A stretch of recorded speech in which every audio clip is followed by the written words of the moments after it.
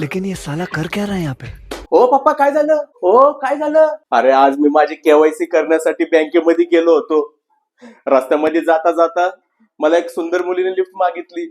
मग मी तिला माझ्या गाडीमध्ये तिला लिफ्ट दिली. सुंदर मुलगी. वा वा वा वा वा वा वा वा. बघितलं? होंड्यात भेटलेल्या गाडीमध्ये सुंदर मुलीला लिफ्ट देतोय तो बाप. अगं आई तू जरा थांब ना, पप्पा काहीतरी बोलतात ते. हा मग आणि तिला लिफ्ट दिली. तिला माझ्या गाडीमध्ये डायरेक्ट चक्करच आली. तिला चक्कर आली म्हणून मी तिला घेऊन दवाखान्यात गेलो. आणि दवाखान्यात गेलो तर काय, डॉक्टर बोलले कॉंग्रॅच्युलेशन, तुम्ही बाप होणार आहेत. तुमची बायको ही प्रेग्नेंट आहे. मला कन्फर्म गॅरंटी आहे ते तुमचंच मुलं असणार. तुझा बाप आहे ना एक नंबरचा ठरकी आहे ठरकी. त्याच्या बाहेर लय लफडे चालू आहेत. अगं आई तू जरा थांब ना, ते काहीतरी सांगतात ते, त्यांचं ऐकून तर घेऊन दे मला पूर्ण. हा बोला बाबा तुम्ही. हा मी बोललो ही माझी बायको नाही म्हणून आणि मी हिचा नवरा नाही म्हणून, पण ती मुलगी बोलली हाच आहे या मुलाचा बाप. अहो पप्पा मग तुम्ही त्यांना बोलायचं ना माझी डीएनए टेस्ट करून घ्या म्हणून. डीएनए टेस्ट केली की लगेच कळेल हे मूल कुणाचं आहे काय ते.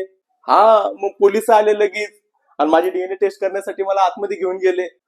आणि डीएनए टेस्टचा रिपोर्ट समोर आला. मी कधी बापच होऊ शकत नाही.